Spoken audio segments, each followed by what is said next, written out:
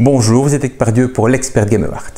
Aujourd'hui, nous allons parler de Pampero, un jeu de Julian Pombo, édité chez Ape, en VO et en Kickstarter actuellement, donc il n'est pas encore disponible. Ce sera logiquement par intra-fin au niveau de la version française, mais pour l'instant, rien n'est encore vraiment validé et signé, car ce jeu il a été validé au niveau d'un Kickstarter et donc en cours de production pendant que je fais cette vidéo. C'est donc pas la version finale que vous allez ici avoir devant vous. Il y aura sûrement des modifications encore au niveau du design, des choses à gauche à droite. C'est tellement pas la version finale qu'ils ont oublié de mettre de l'argent dedans, donc j'ai récupéré de l'argent d'un autre jeu ici pour avoir l'explication des règles et la possibilité de dépenser ses sous dans mes explications. Mais revenons au jeu en lui-même. De quoi parle Pampero? Eh bien, il parle de l'Uruguay et de son développement décidé par le gouvernement au niveau de son réseau électrique à travers le pays afin de fournir de l'électricité aux endroits les plus reculés du pays. Donc on a vraiment toutes des zones très loin ici qui n'ont pas d'accès nécessairement à l'électricité comme partout. Et puis des zones qui sont plus industrialisées, qu'on va avoir ici au niveau du plateau, sur lequel il peut y avoir plus de facilité au niveau des demandes et de ce qu'on va pouvoir faire derrière chez les gens pour leur fournir l'électricité. De l'électricité qui va tenir avec des tours électriques et des éoliennes. On va avoir des petits engins de chantier pour faire nos travaux aux divers endroits de la zone. Une zone qui est divisée en partie A, en A1, A2, A3, une partie B, B1 et B2 ici, et une partie C. Ce sera important au niveau du jeu. Ces zones-là vont être des zones qui vont être accessibles par rapport à des actions qu'on va faire. On a toute une série de contrats qui se trouvent ici sur le plateau, des contrats normaux et des contrats liés aux panneaux photovoltaïques ici sur le côté.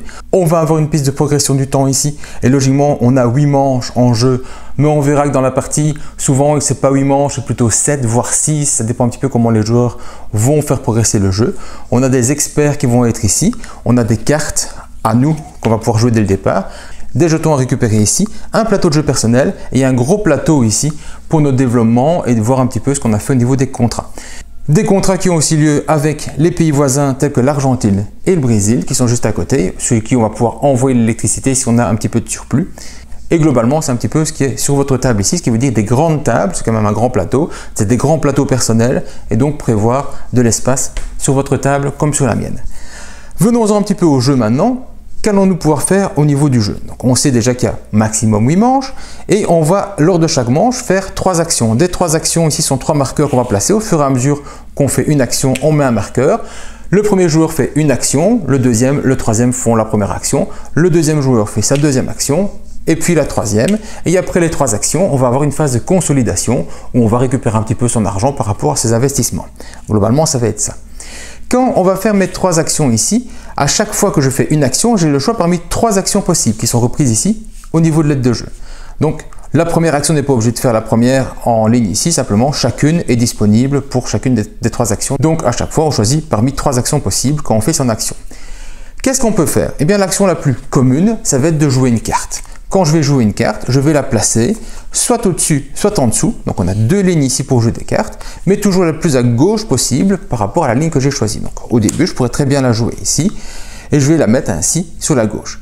Ces cartes-là, elles vont avoir une couleur ici qui est en orange, qui est donc associée à une zone spécifique. L'action de ma carte, je vais devoir la faire ici en zone A. Parfois, c'est grisé, ce qui veut dire que qu'importe l'endroit où je le mets, il n'y aura pas d'association à une zone. Et puis parfois, ce qui va être le cas ici, quand je pose ma carte, je choisis si je fais l'action A ou si je fais l'action B. Donc je la décale d'un côté ou de l'autre pour faire mon action. La zone va être importante par rapport à ceci.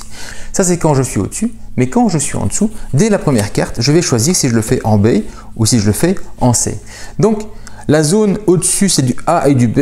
En dessous, ce n'est que du B et du C. Et au fur et à mesure où je vais placer, au-dessus, je vais pouvoir avoir accès à la zone B. Alors, c'est important parce qu'au fur et à mesure que je vais placer mes cartes, le coût au-dessus va diminuer.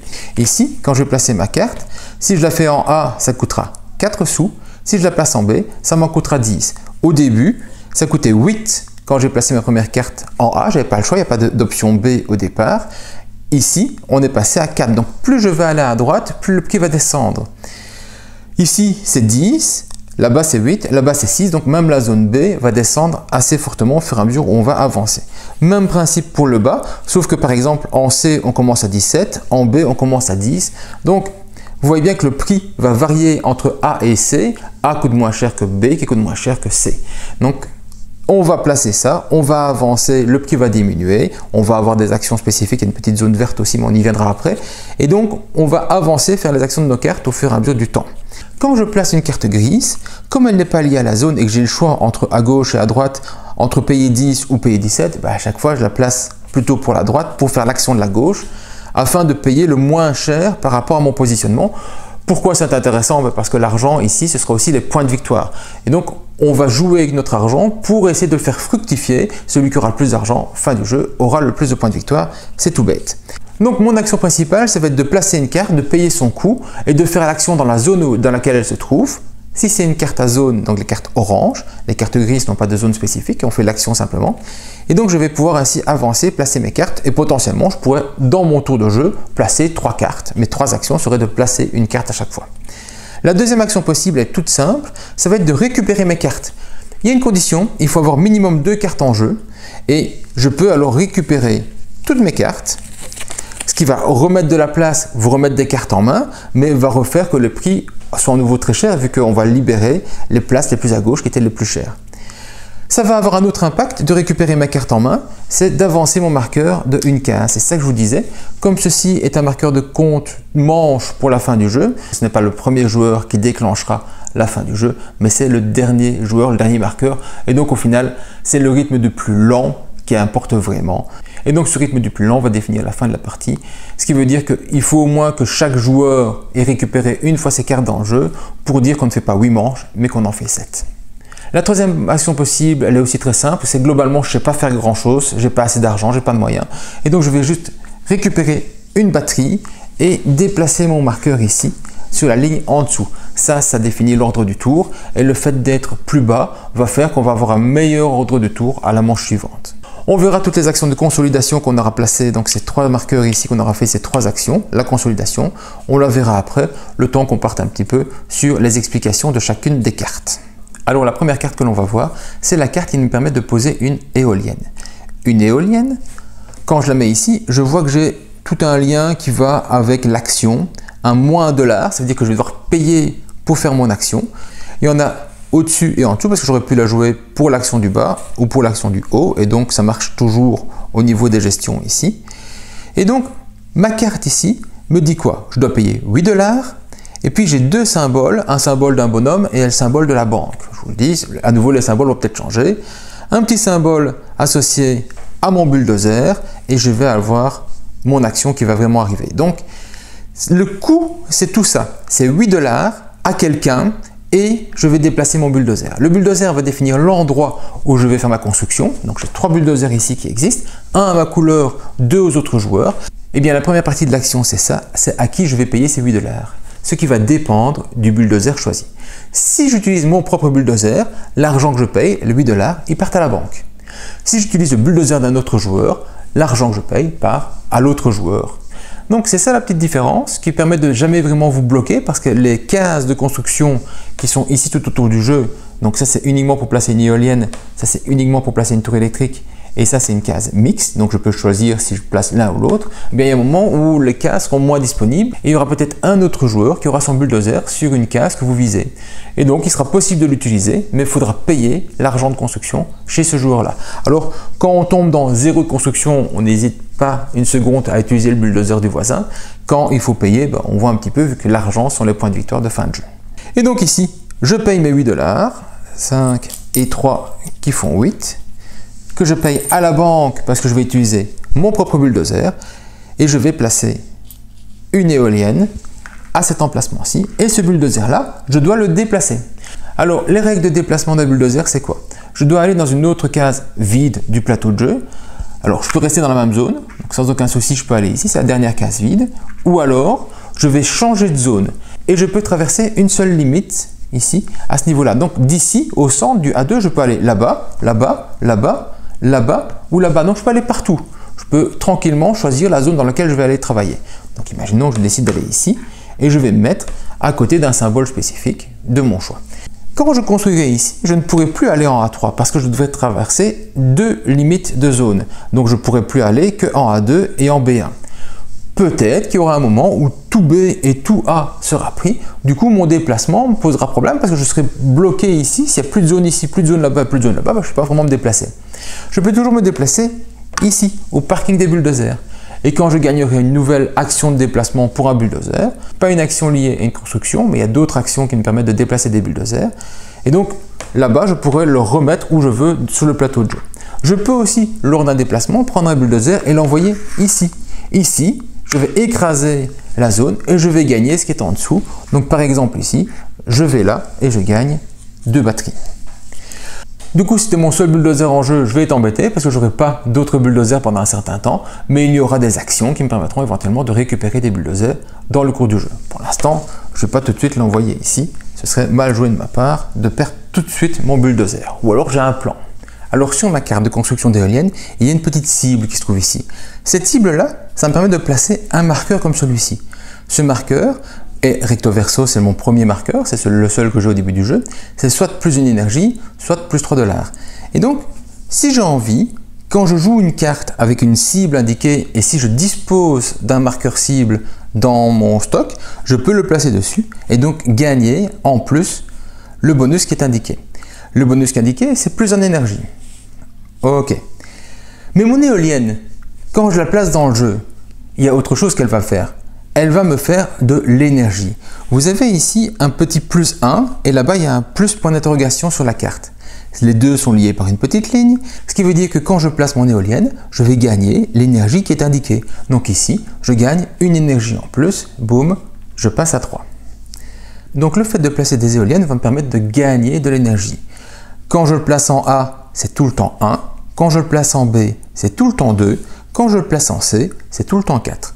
Donc plus je vais loin pour construire mes éoliennes, par exemple en C, plus je gagnerai des énergies. Mais en contrepartie, ça me coûtera beaucoup plus cher. Donc je l'ai placé ici en A, j'ai gagné une énergie. J'ai placé mon marqueur cible en plus, j'ai gagné une deuxième énergie. J'aurais pu gagner 3 $. Et je me retrouve ainsi à 3. Autre carte qui est liée à la production d'énergie, c'est la carte des tours électriques. Les tours électriques, même principe, à qui je paye les 6? Au propriétaire du bulldozer. Si c'est moi, c'est la banque. Si c'est quelqu'un d'autre, ce sera au joueur. Et donc je paye mon argent ici. Même symbolique, même résultat. Et ensuite je prends le bulldozer qui a été utilisé et je le déplace. Je vais par contre récupérer ma tour électrique depuis mon plateau ici. En partant toujours de la gauche, je vais récupérer ceci. Je le place ici, pas chez moi, chez un autre joueur, parce que moi je ne sais pas le faire. Et donc je vais prendre ici la possibilité de le mettre là et envoyer son petit bulle quelque part d'autre. Tiens, tu iras travailler ici. Et donc je vais payer mon argent, placer mon petit marqueur.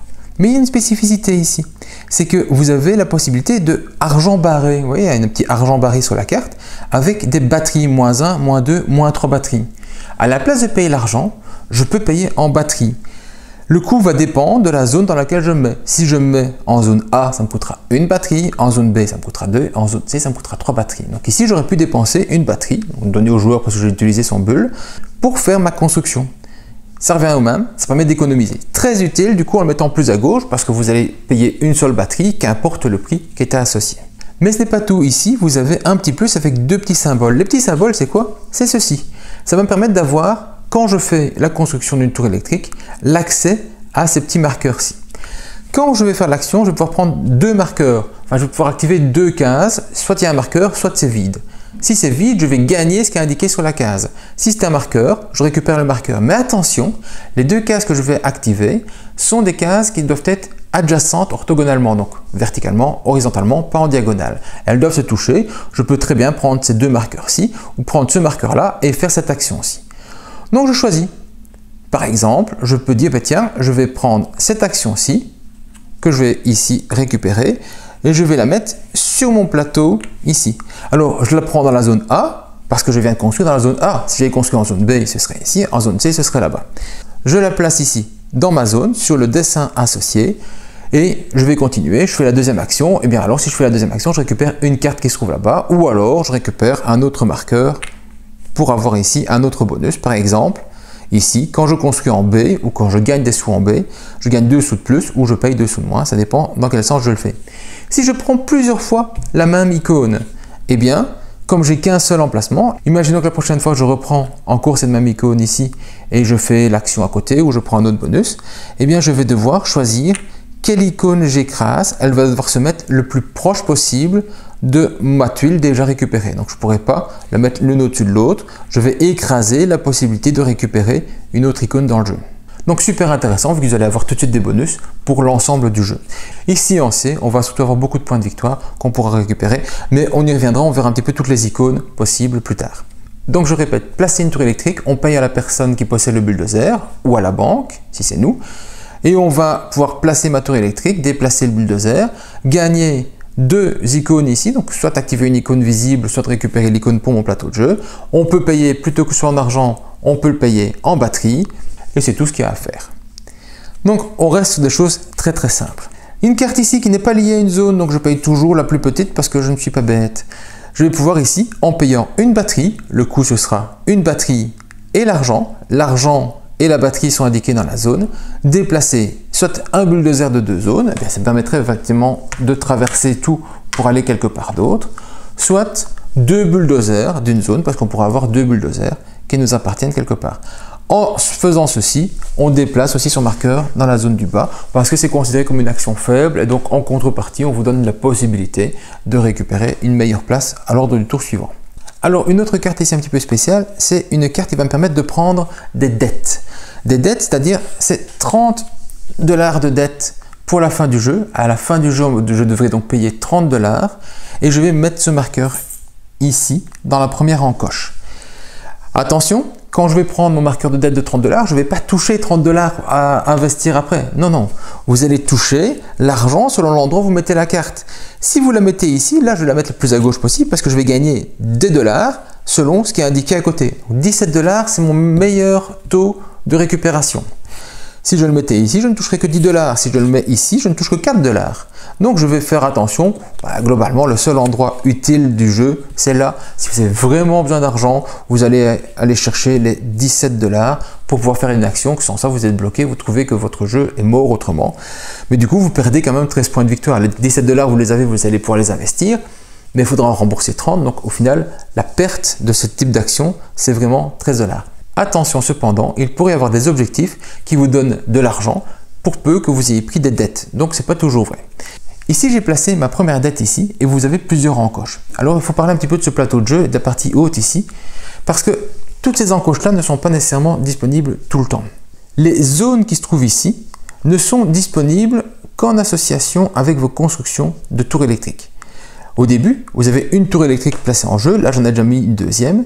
Ça me libère toute cette zone-ci de mon plateau de jeu et cette zone-là ici de mon plateau de jeu. Donc, les tours ici électriques vont me permettre d'avoir accès les deux premières à la première zone, les deux suivantes à la deuxième et on continue ainsi. Ce sera aussi valable pour les marqueurs qui vont pouvoir avancer ici que pour le nombre d'emprunts que je pourrais faire. Donc, pour l'instant, je pourrais maximum avoir 2 emprunts. La troisième encoche d'emprunt n'est pas possible tant que je n'ai pas construit ma troisième tour électrique. Et idem, on va avoir ici accès à des zones qui sont en bas. Et bien, ces zones qui sont en bas ne seront accessibles pour faire des contrats que quand j'ai libéré la colonne associée à la tour électrique. Donc, je ne pourrai pas aller faire des contrats jusqu'ici tant que je n'ai pas été mettre cette tour électrique-là en jeu. C'est pas trop compliqué, mais il faut y penser surtout au début du jeu parce que parfois on a tendance à vouloir avancer trop vite. Mais puisqu'on parle un petit peu de ceci, allons voir un petit peu les contrats et ce qu'on va pouvoir faire avec. Donc les contrats, on a 2 cartes de contrats possibles. Ce sont des contrats avec chaque fois un contrat standard et puis après il y a un contrat spécifique qui sont les contrats extérieurs et vous avez les contrats liés aux endroits éloignés, donc difficiles d'accès, les endroits isolés. Les contrats standards font référence à ceci. Ça, ce sont les contrats standards. On a le petit symbole de contrat qui se trouve ici. Et ce sont donc des tuiles qu'on va pouvoir récupérer. Un contrat, je vais aller le faire en payant toujours l'argent qui est indiqué. Dans une zone donc spécifique, c'est une carte orange. Et j'ai besoin d'avoir une tour électrique qui m'appartienne ou qui appartienne à quelqu'un d'autre pour faire l'action. Même principe, si ça m'appartient, l'argent va à la banque, si ça appartient à quelqu'un d'autre, l'argent va à cette personne. Et je vais utiliser une de ces tours électriques.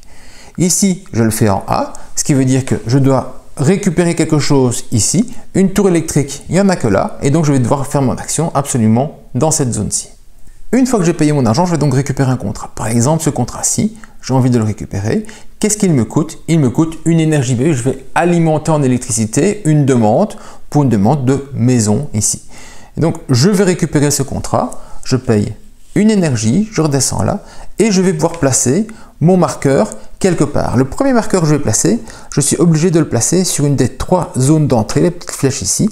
La première colonne est libérée parce que tout le monde commence avec une tour électrique et donc je vais pouvoir le placer éventuellement ici. Voilà. Et je vais mettre ça à l'endroit où j'ai été récupérer le contrat. Qu'est-ce que je retrouve comme information ici? Je retrouve un des 4 symboles qui sont là quand c'est un contrat normal. Ici, je vais trouver les contrats spécifiques isolés. On va retrouver le marqueur ici des contrats isolés. Et donc, une petite flèche qui va être le nombre de cases pour lesquelles je vais pouvoir avancer. Donc, j'avance de une case ici avec ma maison en le plaçant là-bas. Si j'écrase quelque chose en dessous, je vais gagner évidemment ce qu'il y a en dessous. Et donc, je vais avancer ici. Attention, tant que je n'ai pas construit ça, je ne peux pas aller plus loin que cette zone-ci. Donc, je peux avancer tant que je veux, mais dans une certaine limite, il faudra avoir libéré les zones suivantes. Donc, à partir du moment où j'ai construit ça, j'ai libéré cette zone-ci. Je ne dois pas avoir fait les deux pour pouvoir avancer. Mais tant que ce n'est pas fait, je suis bloqué, je ne peux pas aller plus loin que là. Donc, je vais avancer de 1. Je pourrais avoir des tuiles qui permettent d'avancer de 2 ou qui permettent d'avancer 2 zones différentes de 1. Alors, il y a des contrats un petit peu spécifiques, ce sont des contrats liés. Un contrat lié, si je fais ce contrat-ci, je peux aussi faire ce contrat-là immédiatement. Donc, je paye le coût des 2 et je récupère les 2 cases pour aller les placer dans mon jeu. Donc ici, je paierai 2 pour faire mon contrat. Il faut qu'il y ait une tour électrique pour pouvoir activer ceci, donc faire le contrat lié. Si je ne le fais pas tout de suite, eh bien tant pis, quelqu'un d'autre le fera en partant de la zone A3 ici, à partir du moment où il y aura une tour électrique de construite. Quand je fais un contrat et qu'il y a un lien vers un autre contrat avec une ligne ainsi et un petit marqueur en dessous, eh bien celui qui fait le dernier contrat, ici, va aussi récupérer cette cible et donc va pouvoir l'ajouter, ça lui donnera une nouvelle possibilité d'utilisation au niveau du jeu. Donc celui qui va faire le deuxième contrat avec une cible ici au milieu va gagner cette cible, c'est aussi valable ici, c'est aussi valable là-bas, donc tu as plein d'endroits où on va pouvoir récupérer des petites cibles. Mes marqueurs ici, je vais devoir les placer, par exemple, je pourrais mettre celui-ci là, il y a une petite avancée dans la zone isolée, hop, je mets mon marqueur, clac, ça fait avancer tout ce qui est usine, j'avance de 1, je mets ça ici pour l'avoir récupéré, et l'autre je le mets, mais pas de chance, là je ne sais pas le mettre parce que je suis bloqué. Alors évidemment, quand je vais placer, je vais devoir placer en lien avec l'existant, c'est-à-dire qu'on va faire une sorte de petit chemin qu'on va suivre. C'est un chemin que ce soit en accès direct ou qu'il y ait une petite flèche, c'est toujours un chemin. Là-bas où c'est différent, ce sont les chemins qui sont un petit peu spécifiques avec une petite ligne. Eh bien, la petite ligne, pour aller ici, je vais devoir payer une énergie, vu que c'est le coût pour arriver ici. Je ne peux pas redémarrer sur une autre flèche bleue, je dois continuer par rapport à l'existant pour continuer à me développer. Et donc, je vais aller mettre mon marqueur ici en plus. La différence, donc, c'est que je vais payer une énergie pour utiliser cette flèche ou qu'il y a une condition spécifique à faire. Attention, si je faisais tout le tour, ce qui est possible, et je revenais ici sans utiliser la ligne, je vais quand même devoir payer cette énergie. À partir du moment où j'ai les 2 cases qui sont prises, je dois payer absolument cette énergie. Et le coût est parfois différent. Parfois, c'est un truc qu'il faut absolument payer pour pouvoir aller le faire, donc faire l'action spécifique. Ici, l'icône va changer, il y aura 2 symboles de soleil. Il faudra avoir un contrat solaire là-bas et un contrat solaire là-bas. Les contrats solaires, ils sont ici, on les acquiert d'une autre manière pour pouvoir utiliser la case. Sur mon plateau de jeu, il y a des petits symboles, des petits triangles, des petites plus et compagnie. Ce sont des symboles qu'on peut retrouver dans les objectifs, des cases qui sont nécessaires de se trouver présents pour gagner de l'argent lors des objectifs. Alors, il y a une chose qu'on oublie terriblement vite avec les contrats, mais qui a un impact moyen au niveau du jeu. C'est qu'en fait, on ne peut pas faire n'importe quel contrat dès le début du jeu. C'est-à-dire qu'au début du jeu, quand je n'ai encore qu'une seule tour électrique de placer, je ne peux faire que des contrats de type maison, de type isolé ou de type panneau photovoltaïque. À partir du moment où j'ai placé ma deuxième tour électrique, je pourrais alors faire des contrats de type usine et de type lieu de vacances. Et il faudra mettre la troisième en jeu pour savoir faire des contrats de type building commerciaux. Le quatrième me permettra alors de faire des actions dans la zone C. Ça, c'est vraiment quelque chose qu'on oublie très rapidement et en fait, ça a rarement d'impact à part vraiment pour les buildings de type commerciaux parce que eux, il faut vraiment avoir placé la troisième tour électrique. Mais la deuxième, elle est souvent faite très tôt dans la partie. On a du mal à aller faire trop de contrats très vite, c'est possible bien sûr, Mais au début du jeu, comme on a très peu d'énergie, on n'en a qu'un, même si on fait une éolienne, on en a deux alors en zone A, eh bien on pourra aller effectivement chercher deux contrats qui coûtent 1 d'énergie pour le faire. Mais par exemple celui-ci, du coup, on ne saurait effectivement pas le faire parce qu'il n'y a pas la possibilité d'aller chercher ceci. Donc au final, on fait rapidement une deuxième tour électrique. Ça permet au moins d'avoir accès à beaucoup de types de contrats. Le troisième sera nécessaire pour aller chercher des types de contrats comme ici, qui me permettront de faire des avancées dans la zone commerciale. Plus loin, quand on va libérer des nouvelles tours, ça va surtout donner des accès aux colonnes qui sont associées au-dessus ou en dessous. Et sinon, on aura directement un bonus, comme un +1 en énergie, comme un nouveau bulldozer qui va arriver, ou alors le fait de récupérer de l'argent. Puisqu'on parle de ce symbole-là de l'argent, donc le symbole qu'on retrouve ici, c'est l'avancée de mes marqueurs. Quand il y a un petit dollar à côté, ça veut dire que je vais toucher de l'argent selon la position du marqueur. Il n'est pas de précision du type de marqueur que je veux valoriser, donc je peux prendre celui que je veux, donc celui qui est le plus loin. Celui-ci par exemple, la maison, permet de toucher 2 dollars. Donc plus je vais avancer, plus je vais avoir de l'argent associé à la colonne dans laquelle je me retrouve. Au début, le seul qui ne rapporte rien, c'est le marqueur isolé. Il faut avancer au moins de 1 pour qu'il rapporte 1 dollar quand on veut l'activer. Donc ce symbole-ci, ça signifie la zone là. Quand je retrouve un symbole spécifique, donc les symboles comme ici les maisons et tout ce qui va avec $, ça veut dire que je prends l'argent qui se trouve dans la colonne. Quand je retrouve le symbole spécifique avec une flèche, ça veut dire que j'avance cette zone-là de 1. Donc ici, si je place un contrat qui se trouve ici, eh bien un des symboles qui se trouve sur ma case va me permettre d'avancer de 1 supplémentaire, vu qu'un égal, c'est le même symbole que ce qui est sur la case. Quand je récupère celui-ci, c'est de l'argent dans la zone de mon choix, qui n'est pas avec un égal, donc je choisis celui le plus avancé que je vais récupérer. Donc c'est assez facile au niveau de la gestion. On va retrouver cette production d'argent au niveau des contrats à la fin des zones de consolidation qui vont se trouver ici. Alors mon marqueur ici, quand il arrive dans une ligne grise ici, pour la première fois, alors pas tous les marqueurs, le premier marqueur chez moi qui arrive dans cette colonne là, eh bien je vais pouvoir récupérer tout de suite une carte qui se trouve là-bas. C'est valable ici, c'est valable là-bas, là-bas et là-bas. Alors attention, certains marqueurs bypassent les endroits. Par exemple, celui-ci, il passe de là à là. C'est une sorte de trou noir. Il n'y a pas de symbole de récupération dessus, donc il ne récupère pas en étant ici. C'est un autre qui doit s'arrêter là-bas, là-bas. Donc il y a quelques trous ainsi qui permettent d'accélérer des zones. Il faut bien le savoir. Et ici, quand on s'arrête là-bas, quand on passe là-bas avec des développements, on gagne un bonus dans une autre ligne. Ça, c'est donc pour le contrat standard qui va se trouver sur le plateau de jeu. Vous avez le contrat associé aux zones extérieures et qui donc vont devoir se trouver en zone B1 ou en zone B2 qui va me permettre d'aller récupérer une carte d'un pays voisin en lui fournissant de l'énergie. Cette énergie, on va la fournir grâce à mes batteries. 4 batteries, 3 batteries, 5 batteries. Donc en faisant mon action, je paye de l'argent. Il faut qu'il y ait une tour électrique dans la zone. Je paye cet argent-là soit à la personne qui appartient à la tour électrique, soit à la banque si c'était la mienne. Et puis ensuite seulement, je vais dépenser mes batteries pour aller récupérer une carte. Si j'ai 3 batteries, je dépense mes 3 batteries.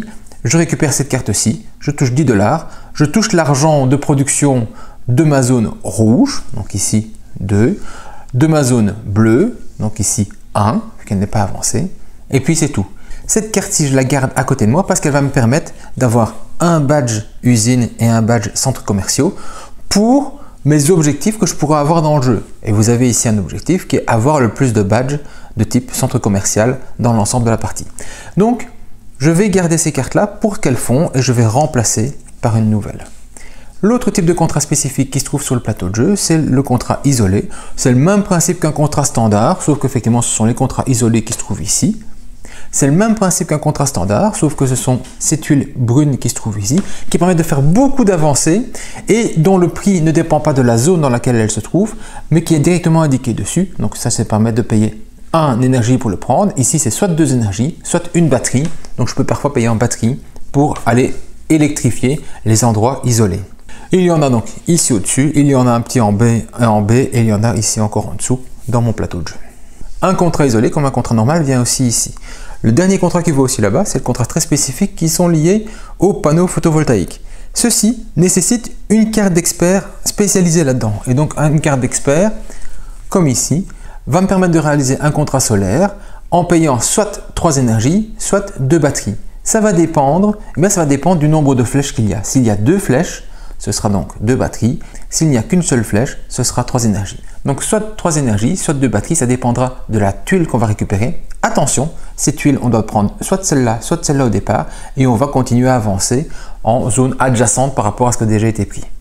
Alors comment est-ce qu'on peut récupérer des cartes ici? C'est qu'on va trouver des symboles comme ici qui me permettent de prendre soit une carte $, soit une carte expert. Alors la différence entre cette colonne-ci et cette colonne-là, c'est que là ce sont des actions qu'on va placer sur mon plateau de jeu aussi, tandis que là-bas ce seront des points de victoire ou des récupérations d'argent qui vont avoir lieu lors des phases quand on va calculer des majorités, ou alors à la fin du jeu on va valoriser une zone. Donc ça dépendra vraiment de chacun, mais globalement elles vont se jouer à chaque fois qu'on aura une phase de décompte, on va pouvoir jouer des cartes à ce niveau-là. Qu'est-ce qui me reste encore en main? En fait, pas grand-chose. Il me reste une autre carte éolienne et il me reste une carte spécifique qui me permet de réaliser au choix une des 3 actions. La même chose que les cartes de base, sauf qu'un contrat, c'est un contrat standard, qu'une tour électrique ne permet pas d'être payée en batterie et qu'une éolienne ne permet pas de placer un marqueur comme ceci dessus, vu qu'il n'y a pas de symbole cible à placer. Seule l'éolienne rapporte évidemment de l'énergie. Les règles globales de la carte ne changent rien à ce niveau-là. Donc j'ai expliqué toutes les cartes, voyons ce qui se passe à la phase de consolidation. Quand le dernier joueur a placé sa 3e action, on va donc passer une phase de consolidation qui se trouve ici. La première chose, on va retirer ces marqueurs de là, on va récupérer une carte qui se trouve à un des 2 bouts. Donc dans mon exemple, soit celle-ci, soit celle-là. Je récupère une des 2 cartes et je la remets dans ma main. Ensuite, je vais pouvoir récupérer des batteries. Des batteries selon ma zone d'énergie. Il faut avoir assez d'énergie pour stocker dans les batteries. Comment ça se passe? Je vais prendre mon marqueur d'énergie là-bas où il est, je vais remonter tout en haut et je vais voir est-ce qu'il y a une batterie ici. Ici, il n'y a pas de symbole de batterie, donc je ne gagne rien. Si j'étais comme ceci, je toucherais une batterie vu que j'ai un symbole batterie ici dans la 2e zone électrique. Si je suis là, il n'y a rien de visible, je n'ai pas libéré la zone d'électricité, j'ai du stockage, mais je ne sais pas la récupérer. Je toucherai juste une batterie, je vais revenir à derrière. Si j'ai placé ça et que je suis ainsi, je toucherai une batterie, 2 batteries, donc là-bas où je suis, plus en dessous. Donc, je vais récupérer des batteries selon ma position en énergie.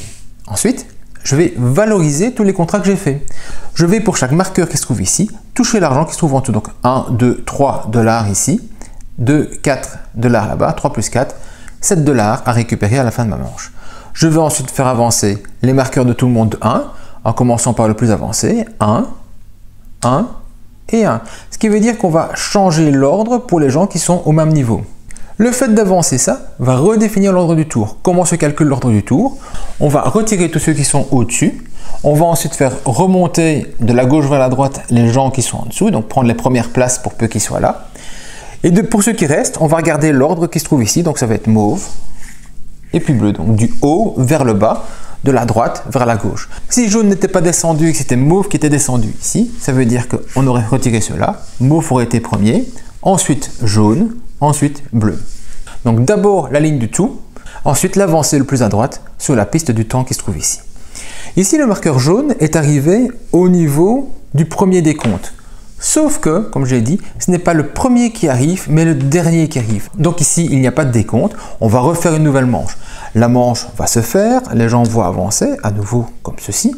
Ce qui veut dire que l'ordre du tour, si personne n'est descendu là-bas, va devenir jaune, parce qu'il est le plus loin, ensuite bleu et ensuite mauve, bleu et mauve. Et on va arriver dans ce premier décompte, parce que le dernier est arrivé ici. Donc ce n'est pas le premier qui déclenche, mais c'est le dernier qui déclenche. Dans ce premier décompte, qu'est-ce qui va se passer? Vous voyez qu'il y a une case avec une croix, ça veut dire que la partie au-dessus ne va pas être utilisée. C'est la partie du dessous qui va être valorisée. Chaque joueur va toucher 5 $ par tour électrique qu'il a placé en zone A uniquement. Donc très simple, tout le monde touche. On va aussi retourner son marqueur côté visible. Il y a des actions ici qui permettraient de retourner le marqueur comme ceci, ce qui veut dire qu'ils ne permettent plus de produire cette manche-ci jusqu'à ce qu'on réactive cela. Et donc ça permettrait de le récupérer.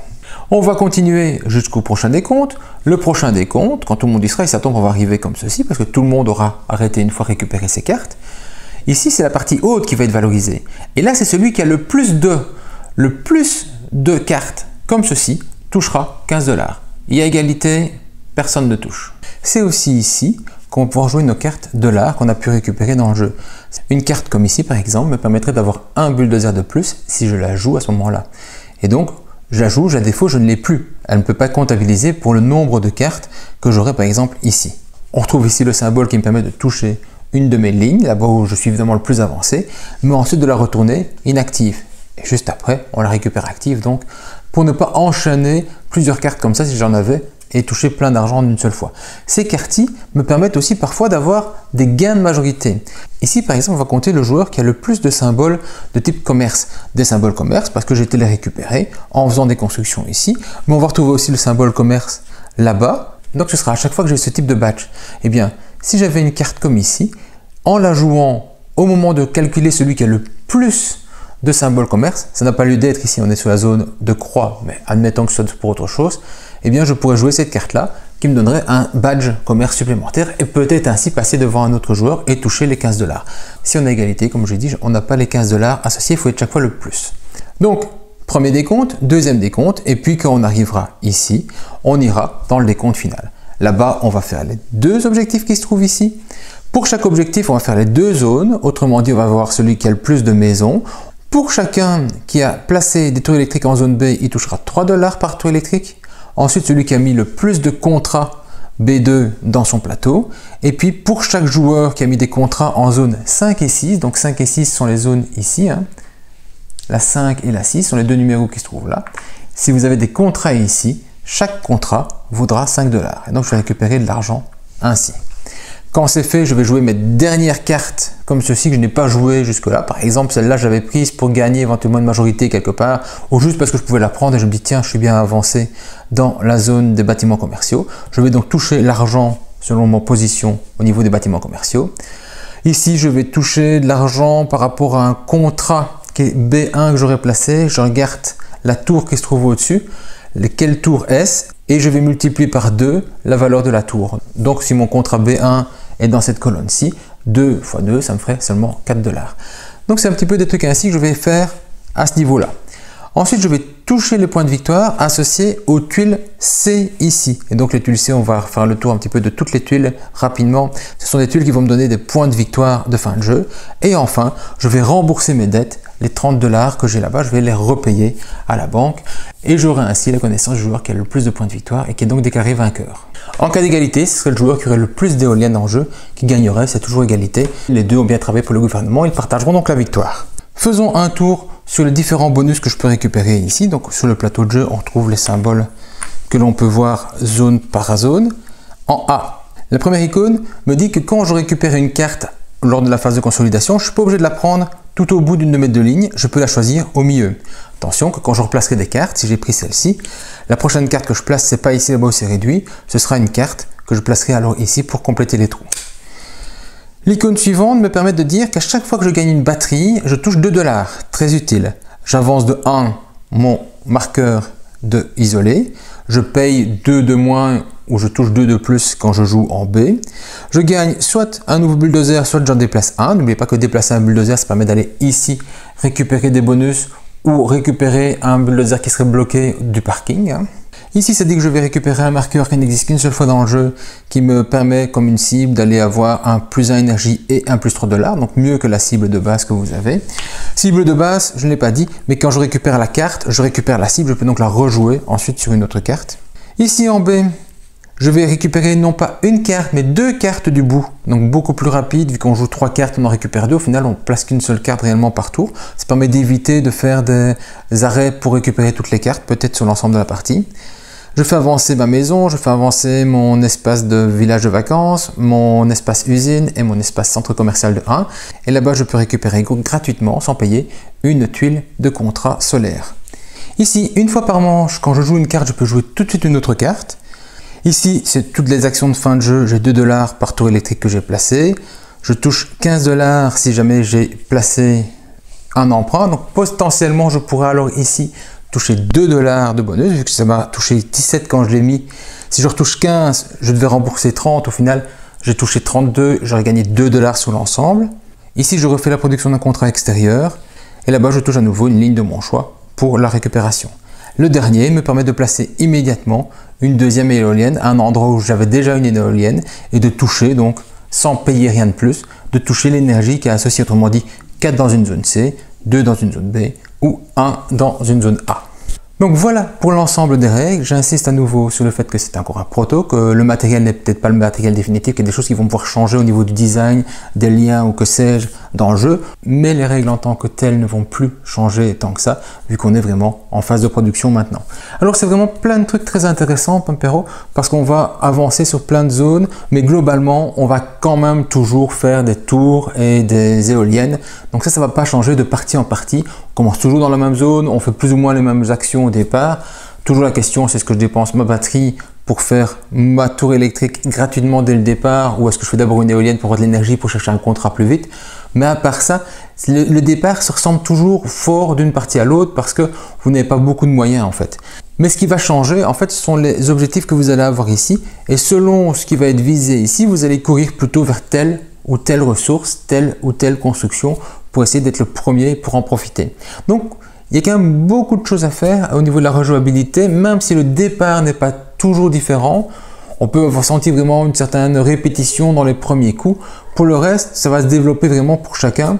Ce qu'on oublie vite, ce sont ces marqueurs ici, de ce que l'on peut récupérer comme contrat et qu'il faut absolument libérer cela. Et donc ici, il ne faut certainement pas oublier qu'on ne peut pas avancer plus loin tant qu'on n'a pas libéré la tour qui permet de débloquer une zone. Voilà, plein de petites choses à choisir par rapport à sa manière de se développer. Vraiment, c'est vraiment ces objectifs-ci qui vont faire qu'on va jouer différemment d'une partie à l'autre. Sinon, on a plus ou moins 3 démarrages différents qui sont possibles. Et c'est vraiment la course sur ces objectifs qui vont changer un choix ou un autre pour tout un chacun. Voilà donc Pampero, un jeu très agréable. On sent la petite patte de Vital Lacerda qui a aidé son pote Julian pour réaliser ceci, mais c'est très propre, c'est très soft, ça se passe très bien, c'est moins lourd qu'un Lacerda en tant que tel, donc ça se joue de manière assez agréable pour tous ces développements et pour réaliser l'ensemble de ces actions. Voilà, si vous avez apprécié la vidéo, n'hésitez pas, mettez un petit pouce bleu, abonnez-vous, et pour le reste, c'est à vous de jouer. Bon jeu!